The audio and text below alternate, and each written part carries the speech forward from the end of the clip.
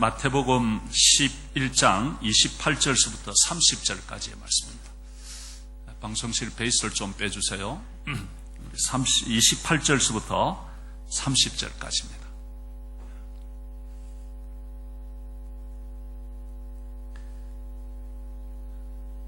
제가 읽어드리도록 하겠습니다. 수고하고 무거운 짐진 자들아 다 내게로 오라. 내가 너희를 쉬게 하리라. 나는 마음이 온유하고 겸손하니 나의 멍에를 메고 내게 배우라. 그리하면 너희 마음이 쉼을 얻으리니 이는 내 멍에는 쉽고 내 짐은 가벼움이라 하시니라. 아멘. 자, 이제는 우리 교회 중창팀들이 나오셔서 하나님을 찬양하겠습니다.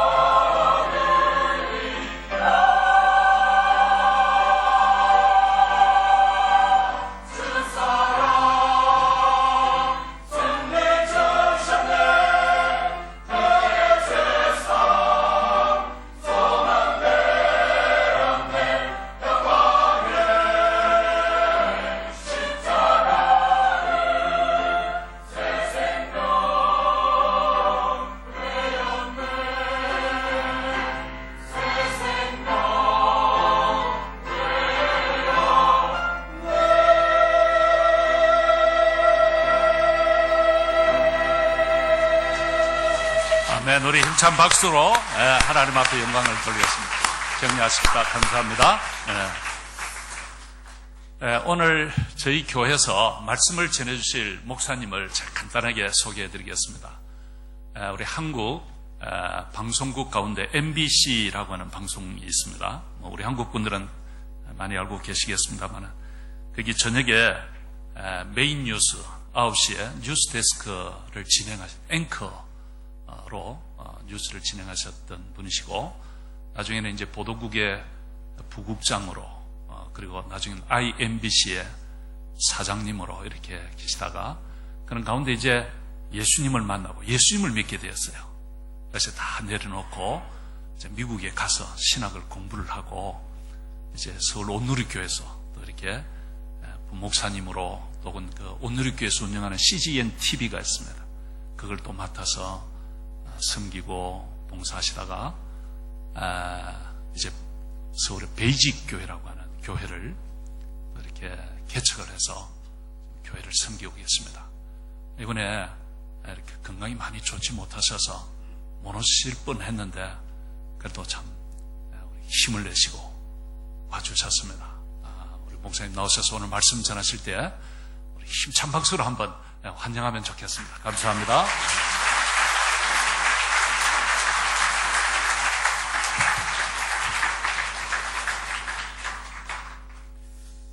한번 더 기도하겠습니다. 하나님 아버지, 하나님을 아버지라고 부르는 것이 어색한 분들이 오늘 이 자리에 왔습니다. 예수님이 궁금하긴 하지만 예수 믿는다는 사람들이 너무나 한심한 생각도 들고 또 귀찮기도 하고, 정말 이 자리에 끌려 나오신 분도 있습니다. 그러나 오늘 하나님께서 어떤 연유로, 어떤 경로로, 누구를 통해서 왔건 하나님께서 직접 부르신 줄로 믿습니다. 오늘 한 분 한 분 마음문을 두드리시고 그 마음문을 열어 젖히시고, 그리고 그 마음 안으로 들어가셔서 오늘 이 자리가 인생의 BC와 AD로 확연히 구분되는 자리가 되게 하여 주옵소서. 예수님 이름으로 기도합니다. 아멘. 제가 아마 이 자리에 초청받아서 왔다면 어쩌면 찬양을 부를 때부터 마음이 불편했을 수도 있겠죠. 뭘 박수를 치고 부르질 않나? 어떻게 이 대낮에 저 사람들은 술도 한 잔 안 마시고 노래를 저렇게 부르나? 뭐 그런 생각이 들 수도 있겠죠. 그러나 여러분들 오늘 이 자리에 오신 것은 정말 제가 기도드린 대로 내 발로 걸어온 것 같지만은 나중에 알게 됩니다.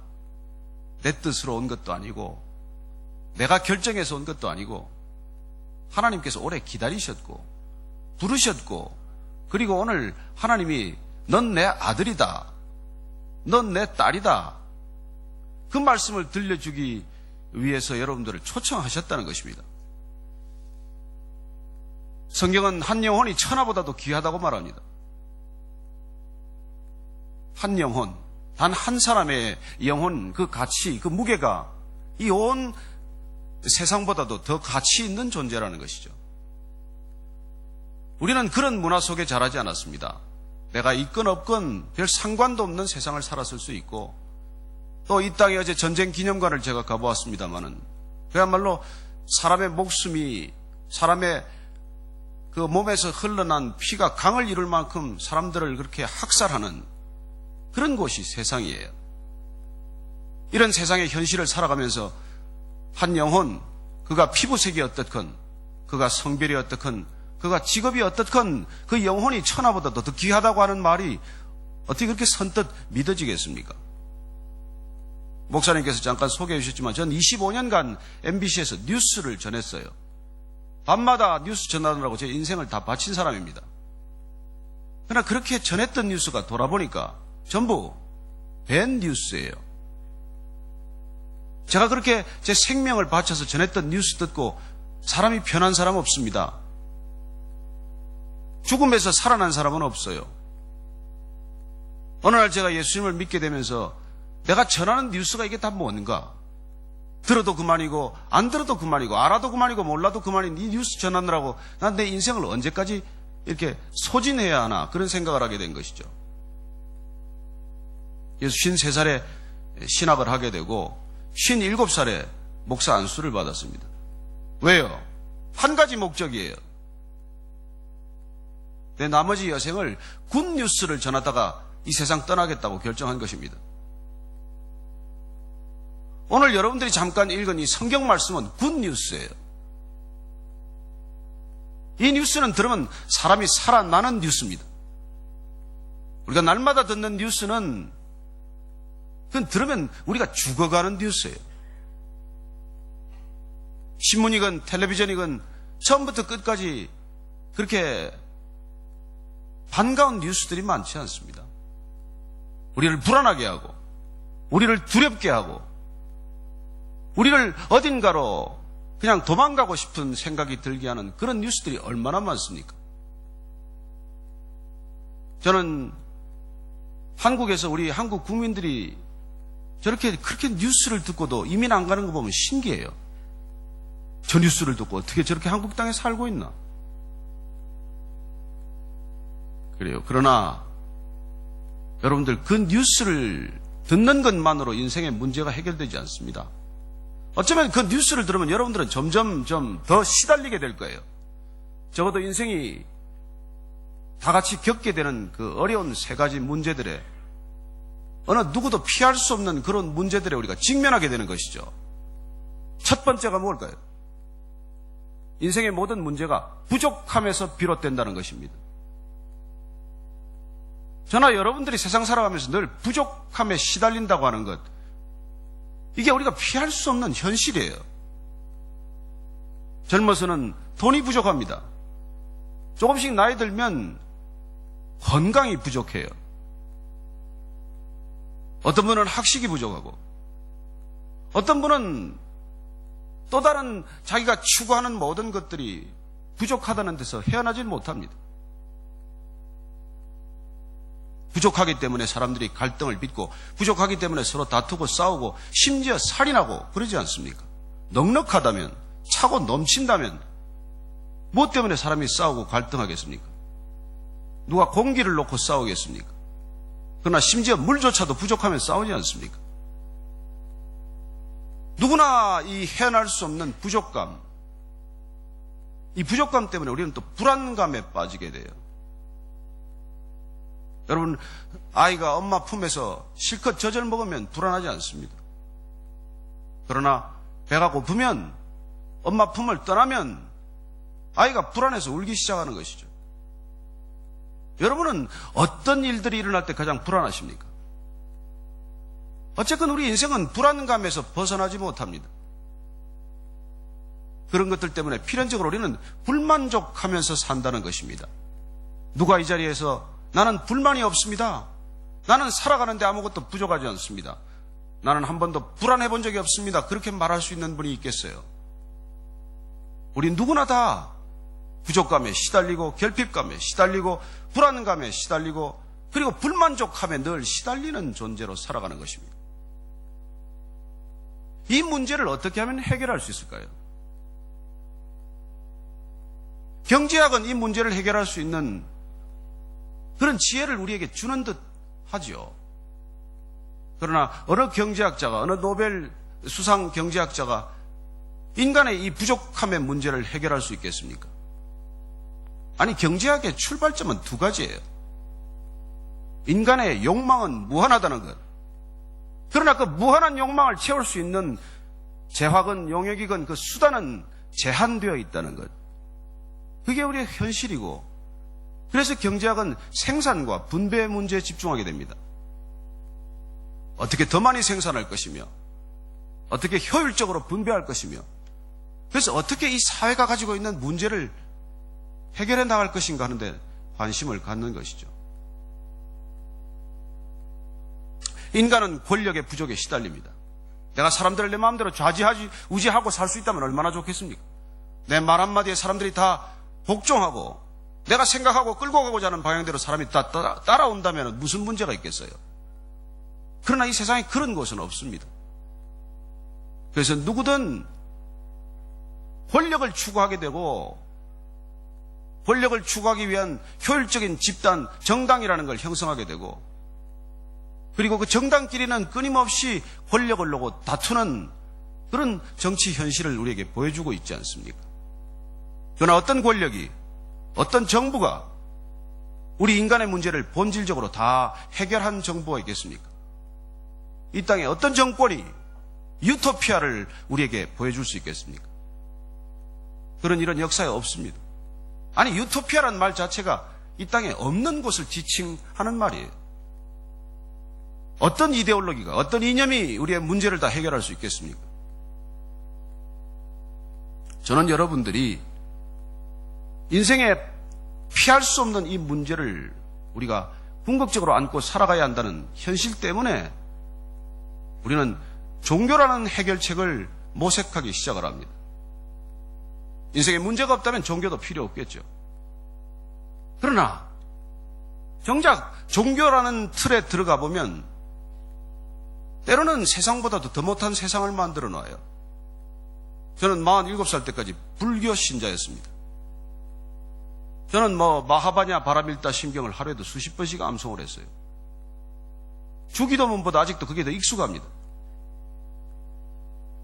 그리고 거기에 저는 답이 있다고 믿었기 때문이죠. 이 인생의 본질을 고통의 바다라고 규정했고 이 고통에서 건져내는 것이 무엇입니까? 깨달음이에요, 깨달음. 불교가 추구하는 깨달음은 한마디로 색적 시공, 공적 희색이라고 말합니다. 여러분, 그거 하나만 깨달아도 인생의 문제 절반 이상 해결이 돼요. 눈에 보이는 것과 보이지 않는 것은 둘이 아니고 하나다. 얼마나 철학적인 명징함이 있습니까? 그래서 저는 젊어서는 입산 수도하기로 작정을 하고 절에도 들어갔다가 나왔어요. 그러나 제 인생의 문제는 여전히 해결되지 않았어요. 부족함의 문제, 그리고 불안함의 문제, 그리고 궁극적으로는 내 인생에 대한 답을 다 얻지 못한 것이죠. 그러다 제가 47살에 덜컥 예수님을 알게 되었습니다. 이 예수님은 우리의 문제를 본질적으로 해결하는 법을 제게 알려주셨어요. 그건 첫 단추를 잘 꿰라는 얘기예요. 성경은 여러분 인생에 관한 첫 단추를 너희들에게 어떻게 시작해야 할 것인지를 분명하게 알려주고 있습니다. 이 모든 것의 출발이 내가 아니라는 거예요. 이 인생은 나로부터 시작되지 않았다는 것입니다. 나로부터 시작되지 않은 문제를 내가 어떻게 해결할 수 있습니까? 내가 시작한 문제가 아닌데 어떻게 내가 이 문제의 출발을 알며 끝을 알며 과정을 내 힘으로 풀어갈 수 있습니까? 그리고 예수님께서는 이 땅에 나로부터 풀어가고자 하는 그 모든 시도를 죄라고 말합니다. 여러분, 죄란 우리가 살인하고 간음하고 사기치고 하는 건 그건 수준이 낮은 죄예요. 그건 현상적인 죄입니다. 그건 죄의 뿌리에서 솟아나오는 가지요 잎에 불과한 것이죠. 죄의 본질은 살인하고 간음하는 게 아니에요. 죄의 출발은 뿌리는 그건 나에 대한 관심에서 비롯되는 거예요. 여러분, 죄의 영어의 단어 이름은 뭐예요? sin 아니에요. sin. S-I-N. 제가 그 단어를 곰곰이 묵상하다가 이 단어의 이니셜은 이 뜻이구나. self-interested nature. 자기 자신에 대한 끊임없는 관심, 자기 자신만을 추구하는 본성, 자기 자신이 어느 누구보다도 중요하다고 생각하는 편견, 이게 죄의 뿌리예요. 그래서 죄인들끼리 만나기만 하면 다툼이 일어나게 마련이고 해결되지 않아요. 언제 잠시 해결될까요? 한 남자와 한 여자가 눈이 멀었을 때 잠시 해결이 돼요. 잠시 눈에 뭐가 씌어서 사랑한다고 고백했을 때 그때 잠시 해결이 됐다가 다시 제정신 차리면 원래대로 돌아갑니다. 보통 그 기간을 한 1년 정도로 보나요? 여러분, 죄인이란 무슨 죄를 지어서가 아니라 본성이 나를 추구하고 있다는 게 죄의 속성이에요. 성경은 창세기에서부터 그 죄의 문제를 우리에게 알려주고 있습니다. 그리고 그 죄 때문에, 그 죄된 속성 때문에, 그 본질 때문에 우리는 결코 내 힘으로는 부족감, 결핍감에서 벗어날 수 없다는 것을 알려주고 있죠. 절대 내 혼자 힘으로는 불안감에서 벗어날 수 없다고 알려주고 있습니다. 결코 내 중심이어서는 불만족과 불평에서 벗어나지 못한다고 알려주고 있어요. 예수님께서 오셔서 우리는 십자가를 지셨다는 걸 잘 압니다. 그분은 십자가 안 져도 그만이었어요. 근데 왜 십자가를 지셨겠습니까? 그분은 예루살렘에 들어가서 새천년 민주당 같은 것 하나 만들고 당대표로 취임할 수 있는 분이었습니다. 그분은 마음먹으면 대권에 도전할 수 있었고, 그분은 결정하면 왕이 되고 대통령이 될 수 있는 분이었어요. 근데 뜻밖의 그분은 왕이 될 수 있는 길과는 정반대의 길로 걷기 시작을 합니다. 그리고 그분이 십자가에서 죽은 시점, 그리고 부활한 시점을 통해서 인류는 Before Christ, 그리고 Anno Domini, 그렇게 확연하게 인류의 역사는 갈라지는 것이죠. 도대체 그분이 뭔데? 예수가 누군데? 십자가가 뭔데? 인류는, 온 인류가 오늘도 인류의 역사를 BC와 AD로 나누어서 기록하고 있습니까? 우리는 2015년을 살고 있습니다. 그분이 이 땅에 오셔서 십자가를 지고 부활하신 지 2015년이 지났다는 뜻이에요. 그분 때문에 오늘 우리는 이렇게 모여 있습니다. 그분을 소개하기 위해서 저는 서울에서 20시간 비행기를 타고 여기까지 왔고, 그리고 여기 오신 분들은 평생토록 교회 문턱이 싫었지만 무슨 연유인지 오늘 누군가의 손에 이끌려서, 누군가의 강권에 의해서, 초청에 의해서 이 자리에 오신 것이죠. 이유는 단 하나입니다. 예수님이라는 분이 이 땅의 BC와 AD로 확연히 인류의 역사를 나누셨듯이 오늘 우리 각자의 인생 가운데, 개인의 인생 가운데 BC와 AD로 확연히 가르는 사건을 우리에게 허락하시고자 하는 뜻 때문입니다. 예수님을 만난다는 것과 예수님을 알게 된다는 것과 예수님을 모른 채 산다는 것과는 어떤 차이가 있을까요? 말씀드린 대로 그분은 오늘 우리에게 누구든지 다 내게로 오라고 초청하시는 분입니다. 올만한 사람만 오라, 괜찮은 사람만 오라, 스펙이 되는 사람만 오라, 그렇게 말하지 않습니다. 그분은 누구든지 다 오라고 할 때 누구든지에 들어가는 범주는 어떤 사람들입니까? 힘든 사람들이에요. 어려운 사람들입니다. 짐이 무거운 사람들이에요. 인생의 무게가 견디기 어려운 사람들입니다. 우리가 살아가면서 그런 각양각색의 모양대로 우리가 고통받는 사람들이라면 어느 누구건 그 고통으로부터 벗어나기 위해서 예수님께서는 그분들을 초청하고 계신 것이죠. 나는 고통이 없습니다. 나는 인생에 짐이 없습니다. 그렇다면 오늘 이 자리에서 조용히 일어나셔서 나가셔도 무방합니다. 그러나 만약에 내 인생에 풀리지 않은 의문이 있고, 내 혼자 해결할 수 없는 문제가 있고, 그리고 내 인생에 끊임없이 나를 괴롭히는 문제들이 있다면 그 문제에서 오늘 풀려나시도록 예수님께서 초청하셨다는 것입니다. 예수님께서 오늘 초청하셔서 첫 번째 저와 여러분에게 들려주시는 말씀은, 내가 그렇게 일생 동안 지고 가는 짐을 내 발 앞에 내려놓지 않겠니?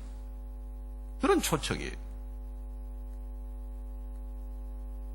내 어깨에 지어진 무거운 짐, 내 혼자 감당해야 한다고 내 스스로 내가 지고 가는 그 짐, 언제까지 그 짐을 지고 갈 것인지 우리에게 묻는 것이죠. 그리고 그 짐을 내가 내려놓기만 한다면 너는 진정한 쉼을 얻게 될 것이라고 말합니다. 저는 여러분들이 오늘 이 자리에 오셔서 인생의 결단을 한 가지 하고 가시게 되기를 바랍니다. 그 내 인생의 오늘 이 시점이 내가 지금까지 지고 왔던 그 수많은 짐, 헤어날 수 없는 짐, 나 혼자 감당할 수 없는 짐, 아니 날마다 벗어버리고 싶었던 짐, 어쩌면 도망가버리고 싶었던 이 현실에서부터 오늘 내가 이 모든 것들을 예수님의 발 아래 내려놓고 진정한 쉼이 있다면 그 쉼 얻게 해 주십시오. 그렇게 솔직히 여러분 자신을 드러낼 수 있게 되기를 바랍니다. 저도 제 인생에 짐이 많았던 사람이에요. 저는 전쟁 중에 태어났습니다. 51년생이에요. 제가 철이 들고 나서 저는 아버지를 본 적이 없습니다. 제 어머님, 제 동생, 제 온 가족 중에서 돈은 제 혼자 벌었어요. 그래서 평생 가족을 부양해야 한다는 그 짐에서 벗어나지 못했습니다. 47살 때까지 제가 졌던 짐은 한국에 누구더라도 부모님을 모셔야 하고 가족들의 어쩌면 가장다운 책임을 져야 한다고 생각한 사람이면 다 졌을 만한 무게였지만 그러나 그 집에서 헤어나지 못한 것이죠. 사실은 공부하고 싶었습니다. 대학원에서 정치학을 전공했어요. 그러나 나중에 유학을 결심했지만 어머님이 그렇게 말하시는 거예요. 너 어떻게 호르몬이를 두고 유학 갈 생각을 할 수가 있니? 그 말 한마디에 제가 꿈을 접었습니다. 그리고는 결국 MBC에 가서 78년부터 25년간 사실 기자 생활하는 것이 즐겁기도 하고 보람도 있었지만 그러나 가족을 부양하기 위한 내 무거운 짐을 져야 할 하나의 방편이었던 것이죠. 물론 제 책임을 다했습니다. 여기 이렇게 이민와 계신 분 가운데는 지금도 부모님한테 생활비를 보내드려야 되는 분 계시겠지만 저는 평생도록 제 부모님의 생활비를 제가 대야 하는 그런 짐을 안고 살고 있습니다. 그러나 오늘 예수님께서는 만약에 그것이 내가 짐이라고 여긴다면 그 짐으로부터 정말 벗어나고 싶다면 그 짐마저도 넌 내 발 앞에 걸다 내려놓지 않겠니? 그렇게 초청하고 계신 분이에요. 저는 여러분이 교회가 아무리 싫었다고 할지라도 크리스찬들이 아무리 여러분들 마음에 들지 않았다고 할지라도 여러분들은 예수님을 반드시 만나셔야 한다는 것입니다. 그분은 만나도 그만이고 안 만나도 그만이 선택이 아니에요. 그분은 반드시 알아야 할 그건 필수이기 때문입니다. 오늘날 이 시대가 그리스도에 대해서 아무리 부정적이고 교회에 대해서 비판적이고 예수님에 대해서 무관심할지 몰라도 아니요. 예수님은 우리가 알건 모르건 우리가 가까이 가건 멀리 도망가건 항상 우리 앞에 계신 분입니다. 다만 우리가 그분을 인정할 것인지 인정하지 않을 것인지 그걸 예수님께서는 끝없이 우리를 노크하시면서 기다리고 계신 것이죠. 그분은 우리 문을 쑥 열고 들어오지 않습니다. 대문을 발로 차고 들어오듯이 그렇게 들어오지 않습니다. 그분은 우리를 사랑하시기 때문에 인격적으로 우리를 기다리고 계십니다. 여러분, 귀신이나 다른 악한 영적 존재는 우리의 동의를 구하지 않고 불쑥불쑥 들어오지만 예수님은 우리의 동의 없이 그렇게 들어오지 않습니다. 저는 오늘 여러분들이 인격적인 그분을 인격적으로 초청할 수 있게 되기를 바라고 그분의 초청에 여러분들이 인격적으로 반응할 수 있게 되기를 바랍니다. 그분은 그동안 여러분들을 한 번, 두 번 두드린 것이 아니고 한 번, 두 번 찾은 것이 아니고 한 번, 두 번 부르신 것이 아니에요. 다만 우리는 귀가 멀었고 눈이 멀었고 나 자신밖에 모르는 self-interested nature 그런 본능적인 죄성 때문에 우리가 그분을 멀리하고 무관심했을 뿐이지만 그분은 끊임없이 우리를 찾으셨고 부르셨고 기다리셨고 그리고 오늘 기어이 여러분을 만나고 싶어 하셨다는 것입니다. 왜요? 우리 혼자 걸어가는 인생의 길로는 그분이 원하시는 곳까지 우리가 갈 수 없기 때문에 그렇습니다. 그분은 우리가 60년, 100년 살아가는 이 인생의 문제를 전부로 말씀하지 않습니다. 우리가 죽음 이유가 아무것도 없다고 말한다면 예수님께 무관심하겠지만 인생은 그렇지 않습니다. 우리가 어느 날 반드시 직면하게 될 문제는 세 가지 문제예요. 나는 과연 어디서 왔나? 나는 과연 죽어서 어디로 가나? 나는 과연 사는 동안 무엇을 할 것인가? 사춘기 때 질문할 수도 있고, 바쁜 삶을 살다가 어느덧 불치의 병에 걸려서 질문할 수도 있고, 죽음을 목전에 두고 다시 한번 물어야 될 질문이기도 하고, 그러나 우리가 인생 살아가면서 결코 누구든 피할 수 없는 질문이에요. 예수님은 그 질문에 답하러 오셨습니다.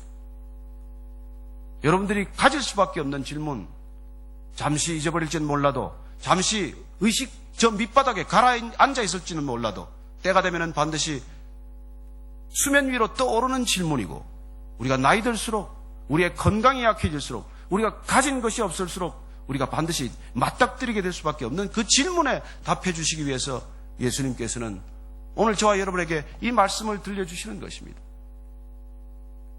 내 발 아래 너희들이 그 짐을 혼자 해결할 수 없는 짐, 결코 들고 갈 수 없는 짐, 가다가 결국 쓰러질 수밖에 없는 그 짐을 내려놓기만 하면 진정한 쉼, 평안, 샬롬, 그게 우리에게 있을 거라고 말씀하십니다. 3000년 전에 한 사람이 이런 질문에 답을 얻었어요. 우리가 흔히 잘 아는 다윗이라는 사람입니다. 그 사람은 정말 여러분들이 잘 아는 대로 그 골리앗을 전장에서 쓰러뜨렸을 뿐인데, 현지 왕이 그를 시기하기에 이르렀고, 그는 결국 왕의 시기를 받아서 쫓겨다니는 신세가 되었습니다.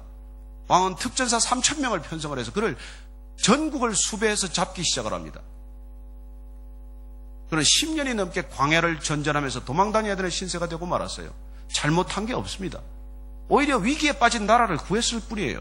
어느 누구도 상대하기를 두려워했던 골리앗을 쓰러뜨렸을 뿐입니다. 그러나 그는 현직 왕의 시기와 질투 가운데 그는 광야를 전전하면서 이해할 수 없는 시를 남깁니다.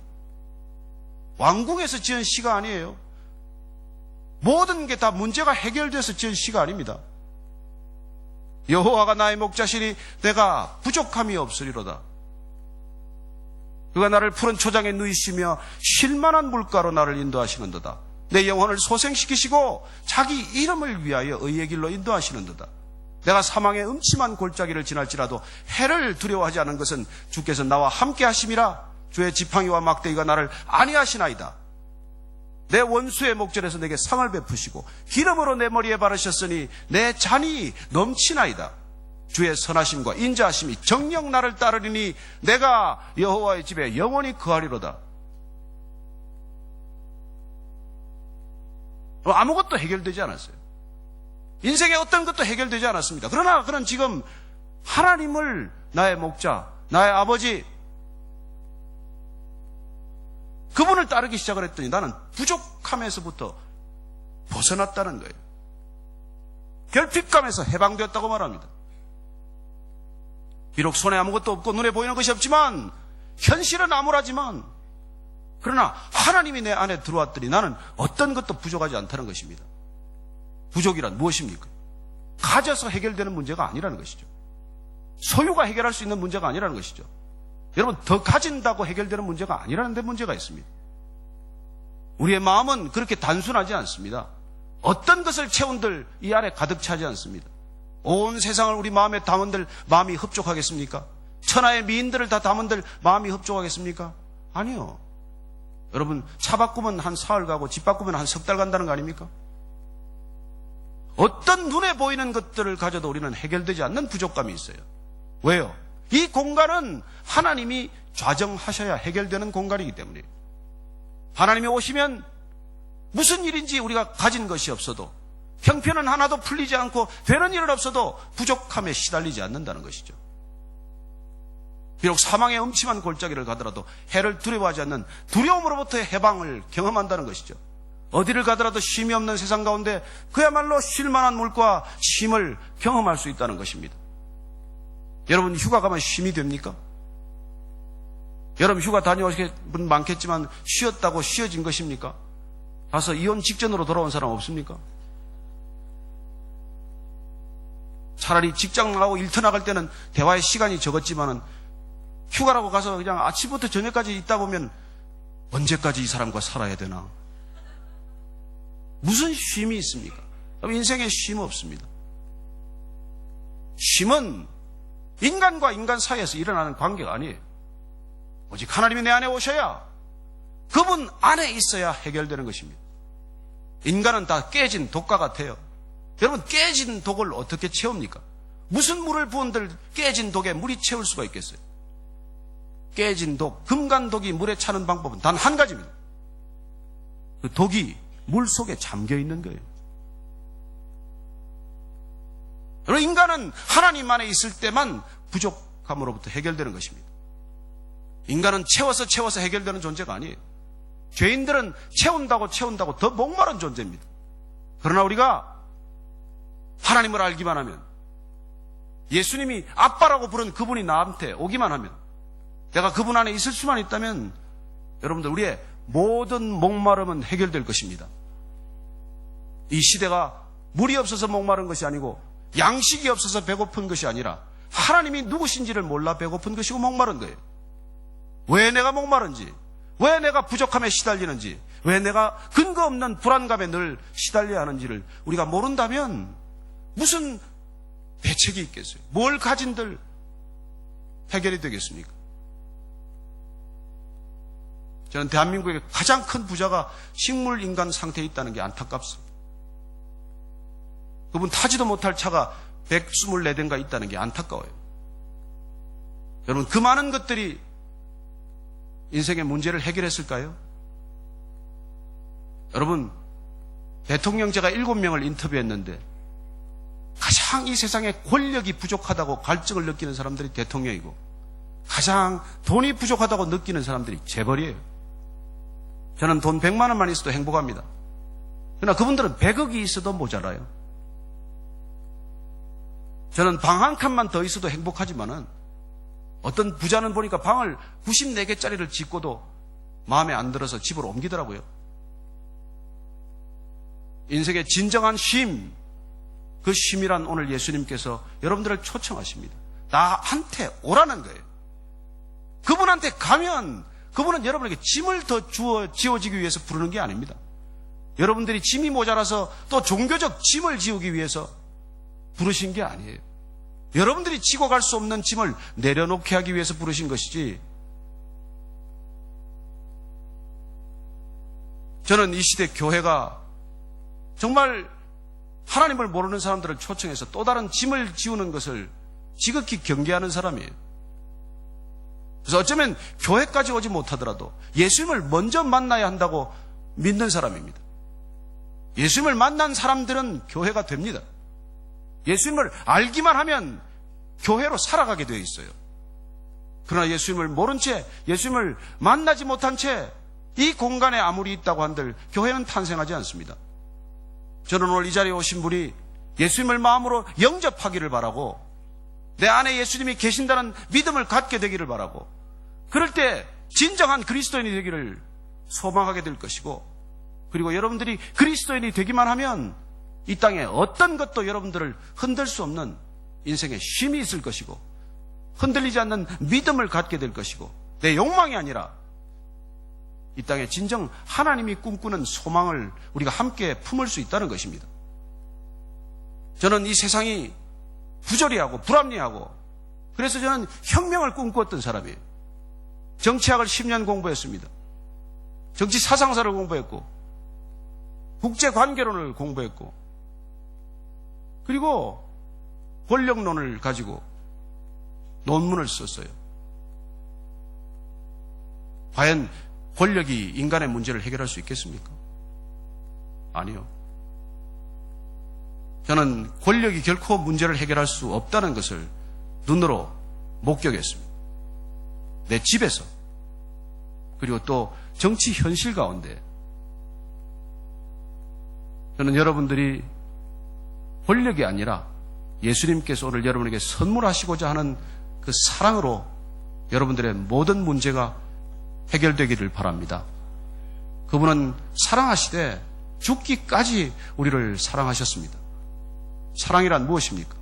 누군가를 위해서 수치를 겪는 일이고, 사랑이란 무엇입니까? 누군가를 위해서 손해보는 일이고, 사랑이란 무엇입니까? 누군가에게 내 생명을 드리는 행동입니다. 진정 사랑한다면 뭘 주고 싶습니까? 여러분, 가장 쉬운 사람이 돈을 요구하는 사람이라고 합니다. 돈으로 해결할 수 있는 사람이 가장 하찮은 사람이요, 가장 쉬운 사람이라고 말합니다. 진정 우리에게 그분은 생명을 주셨고, 오늘 이 자리에 여러분들이 초청받은 잔치의 이름을 왜 새 생명 축제라고 말하겠습니까? 우리의 옛 생명, 지금 우리가 누리고 있는 이 육신의 생명만으로 갈 수 없는 곳이 있기 때문이에요. 그것은 내 힘으로 갈 수 있는 일이 아닙니다. 그것은 내 생명으로 가지고 갈 수 있는 길이 아니에요. 그것은 새 생명을 우리가 잉태되지 않고서는 갈 수 없는 곳입니다. 그리고 주님께서는 오늘 수고하고 무거운 짐을 내려놓게 하기 위해서, 그리고 우리가 새로운 인생을 결단할 수 있도록 새 생명을 우리에게 선물로 주실 것입니다. 그 생명 받으면 여러분, 이유도 없이 까닭도 모르게 우리는 불안감에서 벗어나게 됩니다. 그 생명이 우리 안에 차고 넘치면 우리는 어느 순간 한순간 불안감에서 해방되게 됩니다. 저는 여러분들이 오늘 그 새 생명이 여러분에게 잉태되기를 축복합니다. 그래서 예수 믿는다는 것은 여러분 새로운 임신을 경험하는 거예요.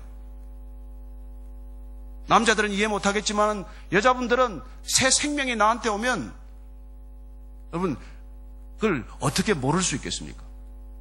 새 생명이 나한테서 자라나기 시작하면 내 몸은 어떻게 반응합니까? 그래요, 입덧이 생기는 것이죠. 왜 입덧이 생깁니까? 새 생명이 원하는 것이 있고 내가 그토록 익숙하고 내가 좋아했던 것들은 점점 싫어지는 것이죠. 저는 여러분들이 오늘 새 생명이 잉태되기를 바라는 까닭은 우리가 그토록 좋아하고 그토록 갈망하고 그토록 추구하는 세상의 본질이 어떤지를 그 새 생명이 오면은 비로소 알게 되기 때문이죠. 우리가 그토록 추구하는 것들이 얼마나 하찮은 것인지, 우리가 그토록 갖고 싶어하는 것들이 얼마나 하찮은 것인지를 우리는 모른 채 목숨을 걸고 달려가지만, 그러나 여러분 정말 진정한 소중한 것을 얻게 되면 지금까지 우리가 살아왔던 그 모든 것들의 진가가, 진정한 모습들이 한눈에 드러나기 시작을 하는 것이죠. 저도 우리 어머니한테 들은 말씀이 있습니다. 이 땅에 남자가 살아가려면 돈이나 권력이나 명예나 뭐 하나는 가져야 살지, 이 땅에 뭐 아무것도 없이 어떻게 사느냐고 늘 그렇게 가르쳐 주셨고, 그래서 저는 권력을 늘 추구하면서 살았던 사람입니다. 그러나 여러분, 오늘 예수님께서는 인간이 추구하는 것이 아니라 인간이 추구하고 얻는 것으로 갈 수 없는 곳에 우리를 이끌고 가기 위해서 우리에게 진정한 생명을 선물로 주시고자 하시는 것이죠. 여러분, 그건 우리가 살 수 없는 것입니다. 그건 우리의 힘으로 얻을 수 없는 것이에요. 일방적으로 그분이 주시기를 결정하셨습니다. 그분은 우리에게 대가를 요구하지 않습니다. 그분은 우리에게 어떤 것도 요구하지 않는다는 사인으로 십자가에서 두 팔을 벌리고 손과 발이 못에 박힌 채 피 한 방울 남기지 않고 다 쏟으시고 뜻밖의 말씀을 하십니다. 다 이루었다라고 선포하십니다. 십자가에서 벌거벗겨온 채 죽어가는 분이 뭘 다 이루었다는 것입니까? 이해할 수 없는 말을 남기고 그분은 숨을 거두죠. 그래요, 이 땅의 모든 종교는 do, 나이키의 선전처럼 just do it, 뭘 하라고 요구하지만, 아니요, 예수님의 메시지는 단 하나입니다. It's done. 끝난 겁니다. 여러분이 더 할 수 있는 건 없어요. 우리가 더 할 수 있는 건 없습니다. 그분이 다 이루셨기 때문입니다. 그분이 우리에게 새 생명을 주기 위해서 우리가 해야 할 일은 없고, 그분은 우리에게 생명 주시는 일을 위해서 다 이루셨다고 말씀하시는 것이죠. 저는 오늘 그 새 생명을 여러분이 받게 되기를 바랍니다. 제가 이걸 받기 전에는 저는 세 가지 중독에 시달렸어요. 하나는 워크홀릭이에요. 일밖에 몰랐습니다. 그래, 일은 나한테 모든 것이 없고 일은 보람을 가져다 줘요. 여러분, 일은 매니저블 하지 않습니까? 가족은 아무리 해봐야 매니저블 하지 않지만 일은 내가 하는 만큼 성과가 있고 보람이 있고 또 보상이 있는 것이죠. 그래서 어쩌면 이 땅에 많은 남자들이, 이 땅에 많은 커리어 우먼들이 워커홀릭에 자연스럽게 빠지게 돼 있어요. 저는 25년 직장생활 가는데 휴가 간 게 딱 7번밖에 없습니다. 휴가 가는 사람들이 꼴도 보기 싫었어요. 산더미처럼 일이 있는데 왜 휴가를 가느냐고 따지기도 했습니다. 두 번째는 골프 홀릭이에요. 일주일 내에 골프 생각이 머릿속에 없어지지 않는 것이죠. 오늘 여기 골프 안 치고 나오신 분들 축복합니다. 이 더운 여름날 그 많은 쇠잡대기를 13개씩 짊어지고 공이 바로 가긴 하면 얼마나 좋습니까? 내기하다가 속이기는 왜 속입니까? 왜 알은 깝니까? 그래요. 그런 거 하면서 우리 시간 다 보내는 것이죠. 그게 골프 홀릭이었어요. 또 하나는 알코올릭입니다. 저는 그 중독에서 벗어나지 못했어요. 그러나 내가 왜 중독에 걸렸는지를 몰랐어요. 무엇 때문에 그게 그렇게 내 생에 중요한지 몰랐습니다. 그건 알고 보니까 진짜를 갖지 못한 것에 대한 대용품이에요. 대용품. 가짜입니다. 가짜. 여러분 진짜를 가지면 가짜를 더 이상 욕심내지 않습니다. 어떤 부인이 어느 날 귀걸이를 갖다가 저기 큐빅 다이아 3캐럿짜리를 양쪽에 귀걸이를 하고 갔어요. 그 친구가 보자마자 너 귀걸이 그 가짜지? 물었어요. 근데 이 부인이 그냥 껄껄 웃으면서 그래 이게 저기 큐빅이야. 그렇게 웃으면서 답했다는 거예요. 알고 보니까 진짜는 세이프티 박스에 있기 때문에 가짜를 달고 다녀도 화가 안 나는 것이죠. 저는 여러분들이 진짜를 가지고 가짜 달고 다니게 되기를 바랍니다. 그러나 가짜가 전부인 것처럼 여기고 살아가는 사람은 그 말 들으면 분노해요. 화를 내요. 저는 여러분들 마음에 진짜를 모시고 살게 되기를 바랍니다. 진짜가 있으면 여러분 가짜에 욕심내지 않습니다. 잃어버려도 그만이고 없어도 그만이고 안 달아도 그만이에요. 인생의 진정한 진짜를 여러분이 가질 수 있는 길, 그게 바로 새 생명, 영원한 생명, 부활 생명, 죽음을 보지 않는 생명. 그 생명 때문에 오늘 이 축제가 오랫동안 준비되고 오랫동안 기도하고 그리고 오랫동안 여러분들을 이 자리로 초청하기 위해서 그렇게 마음을 졸였던 것입니다. 그 졸이는 마음이 주님의 마음임을 기억하시기를 바라고, 그리고 주님께서 이 자리에 초청한 한 분 한 분 오늘 그 생명, 우리의 자격도 우리의 능력도 우리에게는 아무것도 없지만은 그냥 주님께서 일방적으로 내가 너를 사랑하기 때문에 이 생명을 주기를 원하노라 그렇게 말씀하실 때 받아들일 수 있게 되기를 축복합니다. 저는 47살에 그 예수님을 만나고 제가 더 인생 남은 시간을 그야말로 가짜를 위해서 더 이상 살지 않겠다고 결심했어요. 그리고 그토록 내가 중독되었던 것들이 사람들에게부터 인정받고 싶다는 욕망에서 비롯된 것이라는 것을 깨닫고, 그리고 하나님 한 분, 예수님 한 분 인정받으면 될 것을, 그 진짜 사랑에 목말라가지고 가짜 사랑에 그렇게 목매달았다는 것을 알게 되었어요. 여러분, 진짜 하나님의 사랑을 받게 되면 인간의 가짜 사랑에 목마르지 않습니다. 정말 하나님이 나를 인정하시면 세상 모든 사람들이 나를 인정하지 않더라도 흥분하지 않습니다. 저는 오늘 여러분들이 정말 그 하나님으로부터 내 아들이요 내 딸이라고 하는 양자로 입양되는 놀라운 선택을 받아들이기를 바라고, 그 선택이 여러분들의 인생을 BC와 AD로 확연히 가르게 될 것이라는 것을 믿으시기 바랍니다. 오늘 여러분들이 짧은 기도를 함께 드릴 때 예수님께서는 오늘 여러분들 가운데 들어가실 것입니다. 그분은 십자가를 지시고 떠나시면서 제자들에게 약속하셨습니다. 내가 떠나는 것이 유익인 까닭은 내가 떠나야 너희들에게 성령을 보내줄 것이고, 그 성령이 오면은 나에 대해서, 내 말에 대해서, 진리에 대해서 모든 것들을 기억나게 할 것이라고 말씀해 주셨습니다. 예수 믿는 것 내 힘으로 믿어지지 않습니다. 예수 믿는다는 것 영적인 아이덴티티의 변화를 말합니다. 이때까지 내 소속이 어디였든 간에 예수님을 믿는다는 것은 내 소속이 영적인 스피리추얼 아이덴티티가 하나님 나라에 속한다는 것을 뜻합니다. 여러분, 하나님 나라는 예수님의 비자 스테이터스가 있어야 합니다. 여러분, 미국 가시 힘들지 않습니까? 반드시 비자를 받아야 가는 것이죠. 여러분, 그 비자는 돈 있다고 생기는 것도 아닙니다.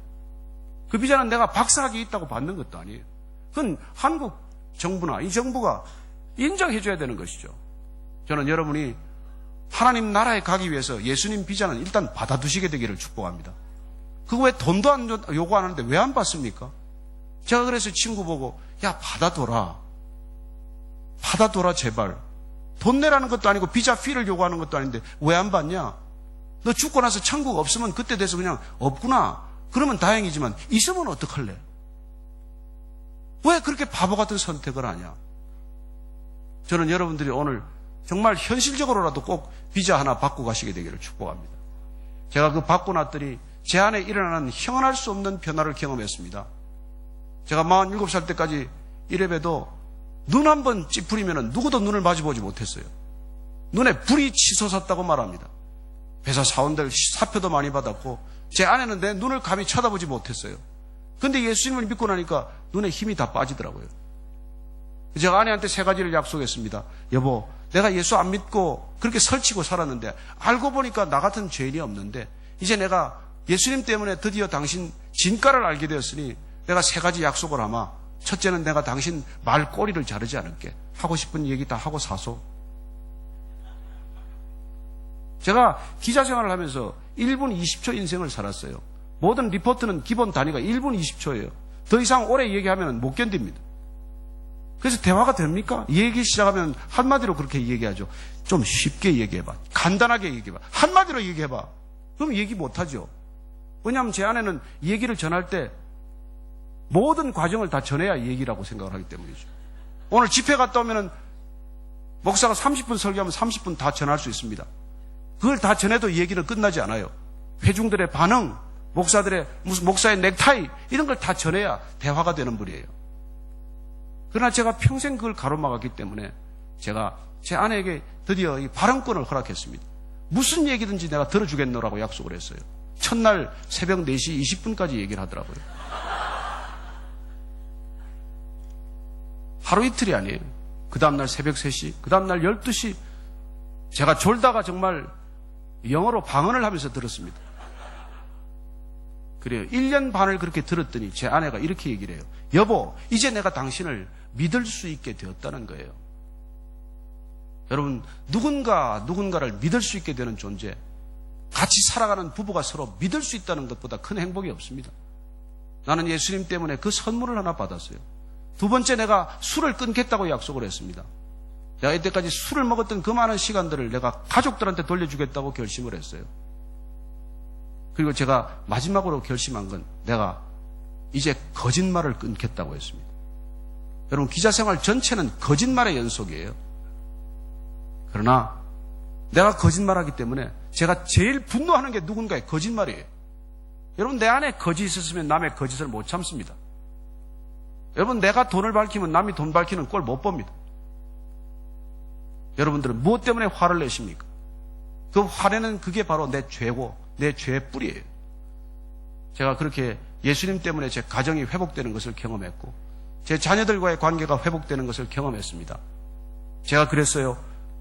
내가 30대 때는 이 세상을 바꿔놓겠다고 돌을 들고 다니다가 40대는 자식들 바꾸겠다고 매를 들었다가 내가 50대 돼서는 말이죠. 내가 들었던 거 다 내려놨습니다. 나만 바뀌면 되기 때문에. 여러분, 모든 문제는 나로부터 비롯된 것입니다. 저는 여러분들이 예수님을 영접하심으로, 예수님을 알게 되심으로, 예수님이 내 안에 오셨기 때문에 내가 어떤 존재인지가 날마다 깨달아지기를 바라고, 그리고 진정으로 여러분들이 죄로부터 풀려나는 자기 중심성으로부터 벗어나는 놀라운 인생의 행로가 시작되기를 바랍니다. 그게 인생의 AD라고 부르는 시간들입니다. 더 이상 나를 주장하지 않고, 나를 고집하지 않고, 그리고 나를 위주로 생각하지 않고 상대방을 배려하고 상대방을 위주로 생각하기 시작하는 진정한 어른스러움이 그때부터 시작이 된다는 것이죠. 저는 예수 믿지 않고 예수를 잘 모른 채 어른 되는 사람을 믿지 않습니다. 사도 바울이 깨달았어요.